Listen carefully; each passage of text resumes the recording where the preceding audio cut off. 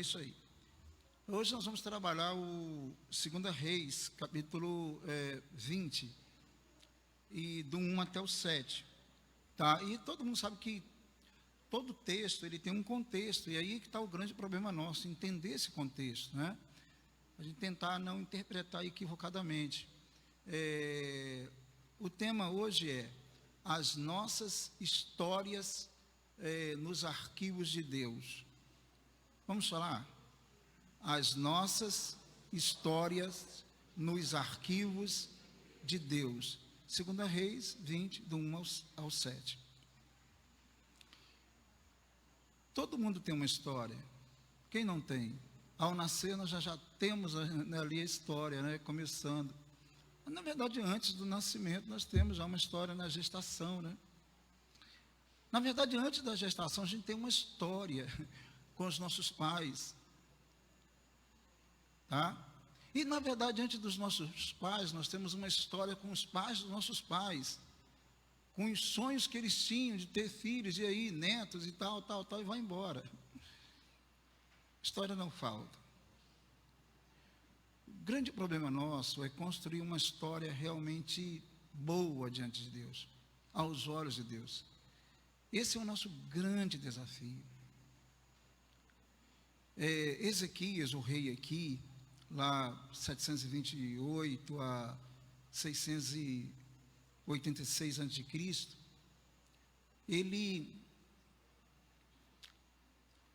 ele construiu uma história bonita, um reinado bonito. Olha, e Ezequias não teve vida fácil, ele teve vida muito difícil. Ele enfrentou muitas lutas, guerras, né? Por exemplo, o Império Assírio invadiu Judá e fez um cerco. E Ezequias estava ali naquela luta toda, naquele drama todo. Mas a Bíblia diz que Ezequias ele começou um reinado muito bem mesmo. Diz a palavra de Deus lá, se você for lá no capítulo lá 18, você vai ver que Ezequias era um rei reto, justo, fazia tudo certo. Então, ele era esse homem, esse rei justo, fazia tudo certo. Mas isso não livrou Ezequias dos problemas, das dificuldades. Tá? Não livrou. Às vezes Deus prepara-nos para enfrentar situações complicadíssimas. Não quer dizer que o fato de sermos pessoas boas, ou, digamos, justas, não tenhamos lutas, guerras. Claro que teremos, como Ezequias teve.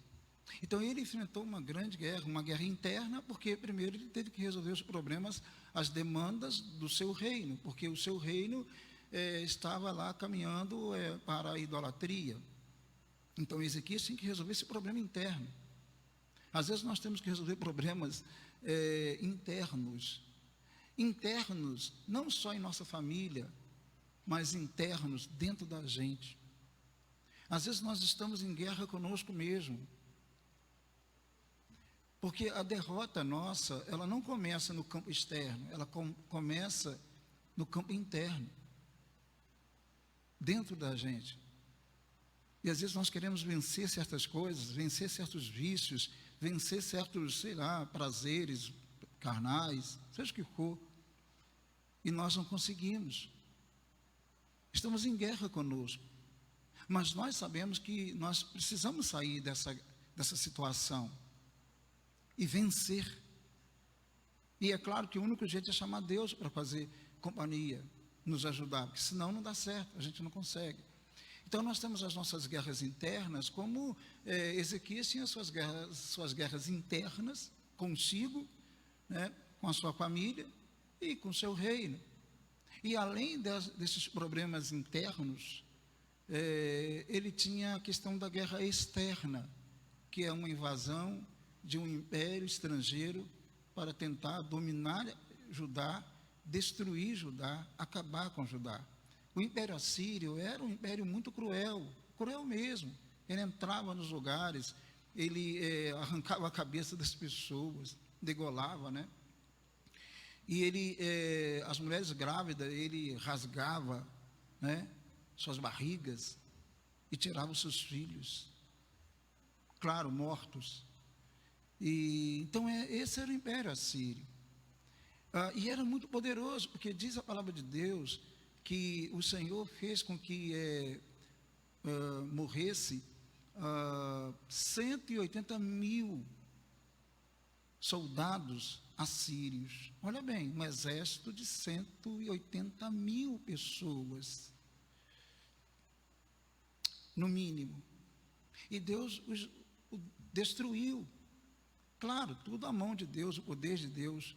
Porque, humanamente falando, Ezequias não tinha nenhuma possibilidade de vencer essa guerra externa. Tá? Não tinha nenhuma possibilidade. Então, esse é o contexto dele. O contexto dele é um drama vivido com o seu próprio reino e com os reinos estrangeiros. E se não bastasse isso, antes da guerra terminar, pelo que dá a entender o texto e o contexto, antes da guerra terminar, o que acontece? Ezequias fica doente. Você já imaginou? Você está numa guerra tremenda, uma luta tremenda, e de repente, você, além disso, fica doente. E a doença de Ezequias não era uma doençazinha, não. Era algo que provocava feridas, a Bíblia chama de úlceras, e coisa complicada, fatal, mortal. Então, é aí que começa o nosso texto. Então, eu gostaria que vocês, por favor, lessem o texto que está posto ali. Por favor, leiam.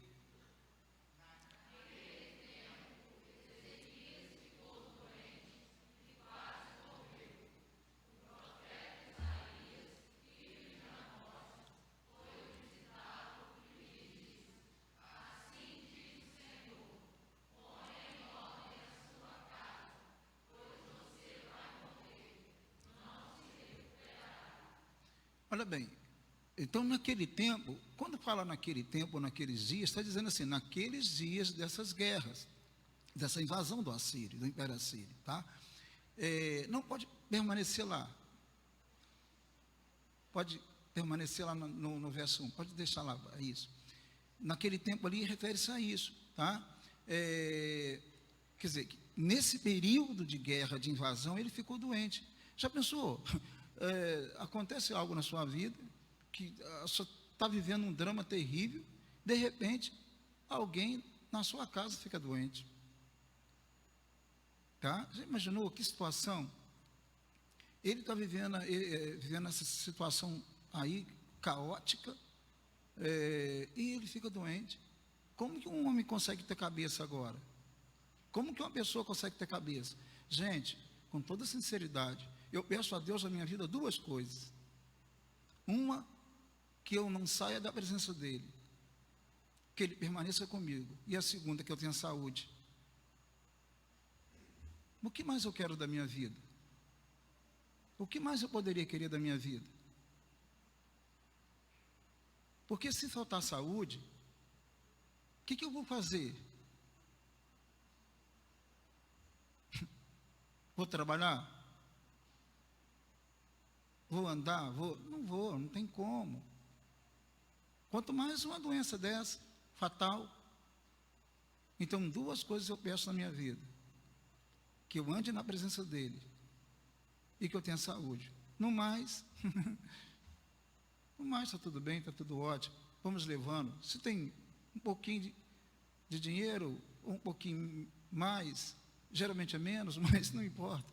O importante é que Deus está comigo e que eu tenha saúde.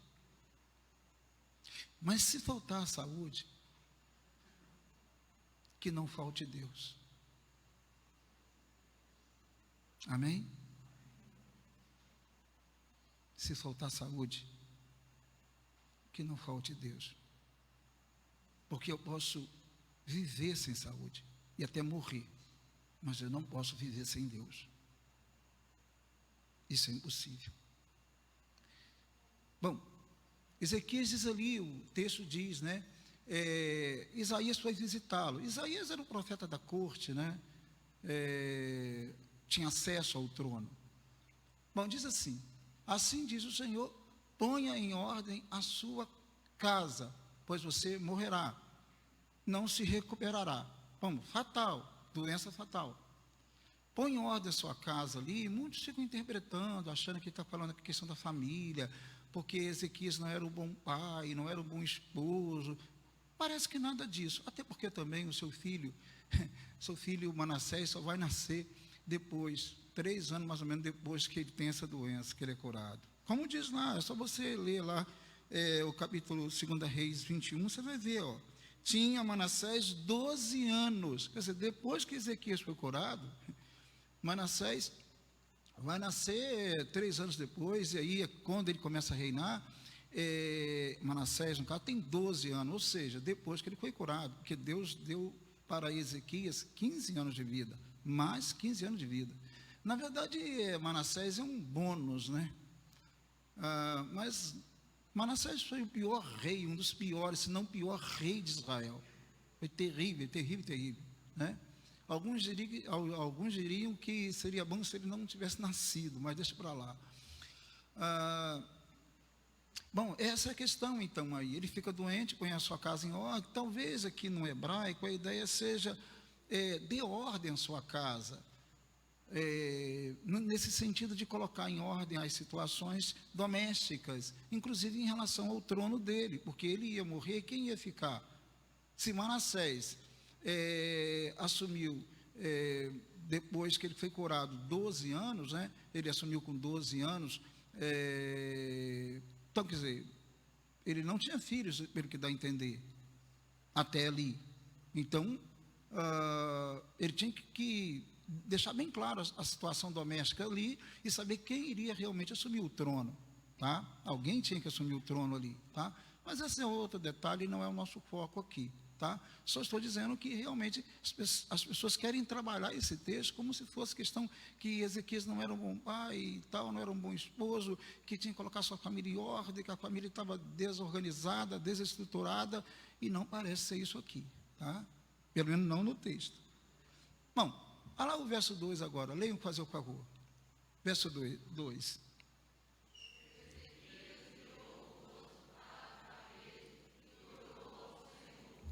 Olha bem, o fato de orar a Deus, é interessante isso aqui, é outro detalhezinho que a gente vai vendo no texto.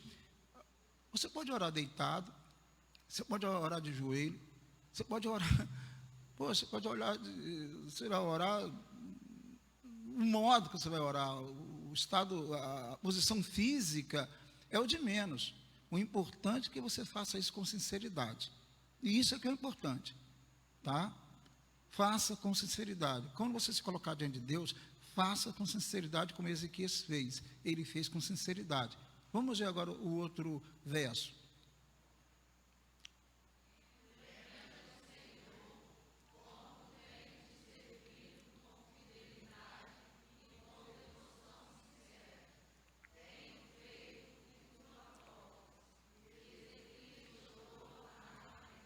Olha bem, quando acontece algo na vida da gente, eu preciso ter um argumento. Eu preciso ter um argumento. Certo ou não? Certo, gente? Quando acontece algo na vida da gente, sei lá, acontece alguma coisa, você não está legal, sua vida não está legal, sua família não está legal, ou uma doença, seja o que for, ou as coisas não estão dando certo, você não está feliz, você tem que realmente orar com sinceridade ao Senhor, para você, peraí, né? Agora, o que Ezequias faz não é para todo mundo.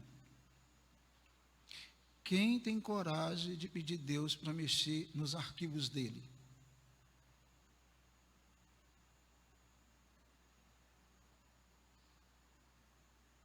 Quem tem coragem de pedir Deus para mexer nos arquivos dele a teu respeito?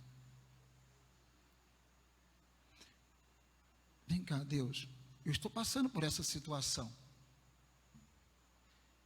Mexe nos seus arquivos. Vê a minha história. Quem tem coragem de fazer isso? Deus, mexe nos seus arquivos. Vê aí o arquivo lá, Ronaldo. Qual é a história? A minha história. Porque Deus tem tudo arquivado, inquestionavelmente. Quando Ezequias diz, lembra-te, Senhor, como tenho servido, olha bem, ele está dizendo, olha bem, mexe aí nos seus arquivos, nas suas anotações, e vê o meu procedimento, vê a minha vida, vê a minha história.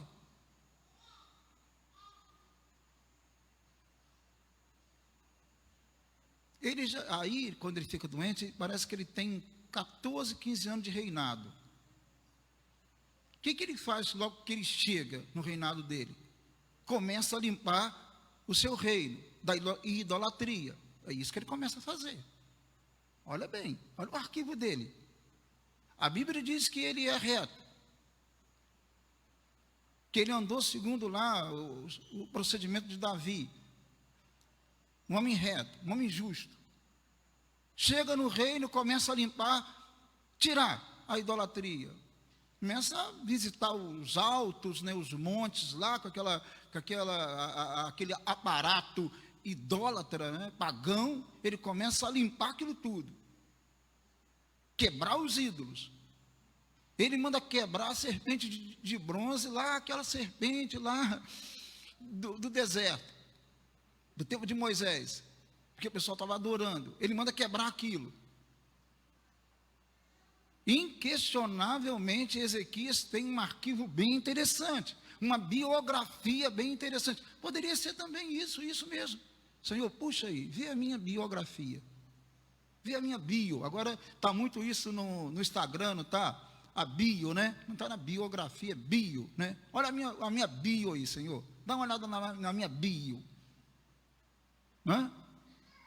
Olha a minha bio, vê a minha vida. Olha a minha história, Senhor. Verifica aí. Mas olha bem, para fazer isso que ele fez, olha lá. Tenho servido com fidelidade. Na minha tradução, na outra aqui, diz assim: peço-te que andei diante de ti com fidelidade. Ser fiel a Deus. Fiel a Deus nesse sentido aqui, não está falando aqui de dízimos, ofertas, não é essa questão, tá? Não está falando aqui também, isso pode até estar implícito, mas não é especificamente isso, tá? Pode estar implícito também a questão de você, por exemplo, ser fiel à sua esposa ou ao seu esposo, também pode estar implícito. Mas é mais amplo do que isso. É mais amplo do que isso.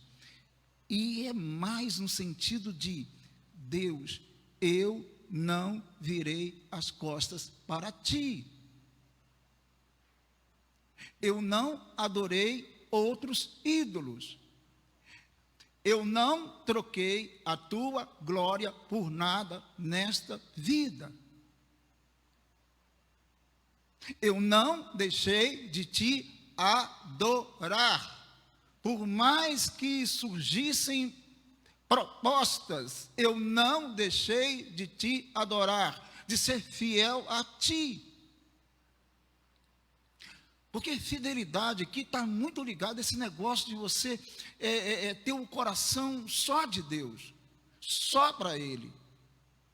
Não quer dizer que Ezequias não tenha cometido um erro na vida, não é isso, mas quer dizer que o coração dele era fiel, disposto a obedecer ao Senhor, a fazer a vontade de Deus. É nesse sentido. Quer dizer que Ezequias, ele renunciava o que tinha que renunciar. É nesse sentido. Tá? E a outra palavra aqui diferente dali, que está assim, com inteireza de coração. Vamos falar comigo aí? Inteireza de coração. Espera aí, mas que negócio esse negócio de inteireza de coração aí? Essa tradução aqui, ela é boa nisso. Inteireza, alguém pode servir a Deus com o coração, tipo assim, só pela metade? Alguém pode estar aqui nesta noite e servir a Deus com o coração, tipo assim, está aqui, não está aqui? Não está inteiro aqui, completo aqui? Sim, pode. A história vai dizer, a sua história vai dizer, a sua bio vai dizer. O arquivo, Deus arquiva tudo. As nossas histórias nos arquivos de Deus. Pode ser sim que você cante, toque, pregue, louve o Senhor, mas o seu coração não é inteiro para com Ele. Você não adora completamente, plenamente. O seu coração tem reservas. Sim, reservas. Reservas. Tem coisas que você faz, que você sabe que não é direito, não é correto, não é justo. Mas você diz que é cristão, que é cristã, que é crente. Mas há coisas que você faz, que você pensa que não é correto, que não é justo, que não está de acordo com a palavra de Deus. Então você não serve a Deus com inteireza, completamente, plenamente. Tá? Tem lugares no seu coração que Deus não visita, que Deus não está, que Ele não entra, você não deixa Ele entrar. Deus quer consertar, quer restaurar, mas você não permite. Servir a Deus com inteireza de coração é falar para Ele: Deus, eu estou aqui, eu sou completamente teu, minha vida é completamente tua, não deixe nenhum vazio no meu coração, nada no meu coração que atrapalhe eu te servir, que atrapalhe eu te adorar, Senhor. Dá para entender isso? Inteireza de coração, coração plenamente aos pés do Senhor, em adoração a Ele. Ezequias tinha muita coragem para dizer isso. Não é qualquer um que pode fazer essa oração, não. Não é qualquer um, não. Mas ele tinha coragem para fazer isso, para orar assim. Não? Por isso que ele diz, com inteireza de coração ele tinha isso, ele estava servindo ao Senhor, com inteireza. Tu sabes que o meu coração é todo teu, não tem reservas aqui dentro, não. Eu não fico guardando pecado de estimação no meu coração, não. Ele é todo teu. Ele está argumentando, né? Ele quer a cura, a ideia dele é a cura. Então diz, e fiz o que era o quê? Reto aos olhos de quem? Fiz o que é reto aos olhos de quem? Dos homens? De Deus. Deus tudo vê. Os homens não. Meu Deus, misericórdia. Misericórdia. O coração do homem é uma caixinha de segredo, irmãos. Só Deus conhece o coração do homem. Você acha que conhece o coração do seu esposo? Da sua esposa? Completamente? Do seu filho, da sua filha? Do amigo, da amiga? Só Deus conhece o coração do homem plenamente. Por isso ele diz, tá? Eu tenho o quê? Eu fiz o que é reto aos teus olhos. Os teus olhos vê dentro do meu coração o que se passa na minha alma, no meu interior, no mais profundo do meu interior. Os teus olhos veem e tu sabes que eu tenho andado retamente diante dos teus olhos.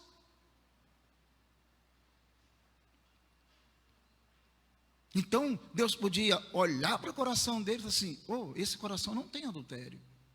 Oh, esse coração não tem mentira. Esse coração não tem pensamentos impuros.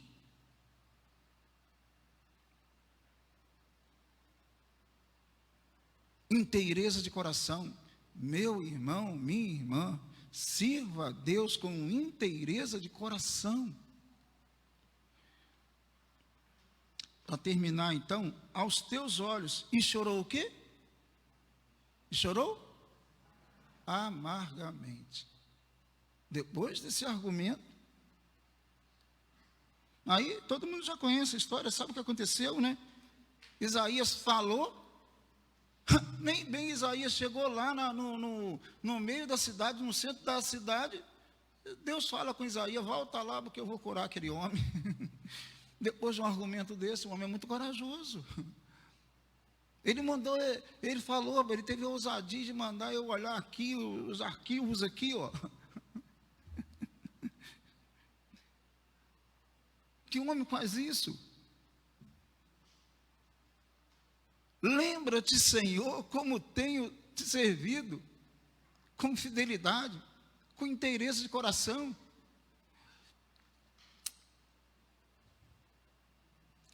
Fazendo tudo que aprova, que Deus aprova, andando retamente. Então, Deus falou com Isaías: volta lá porque, fala sério. Que homem manda olhar os arquivos dele? Que homem é tão ousado que manda olhar os arquivos dele? Manda verificar, manda trazer à minha memória a história dele, a vida dele. Que homem faz isso? E aí a história diz aqui, né, que Deus dá mais 15 anos de vida para Ezequias. Ezequias ganha 15 anos de vida. Porque a ideia é clara aqui, ó, tá? O verso 5 diz: volta, pode colocar o 5. Volta e diz a Ezequias, príncipe do meu povo, assim diz o Senhor, o Deus de Davi, teu pai: ouvi a tua oração e vi as tuas lágrimas. Deus sempre vê as nossas lágrimas. Que eu te curarei. Ao terceiro dia subirás à casa do Senhor. Ou seja, Deus iria curá-lo rapidamente. Ele estaria curado. O poder sobrenatural de Deus. Querido, vamos lá, abaixa tua cabeça. Vamos pedir para Deus dar uma verificada nos nossos arquivos aí.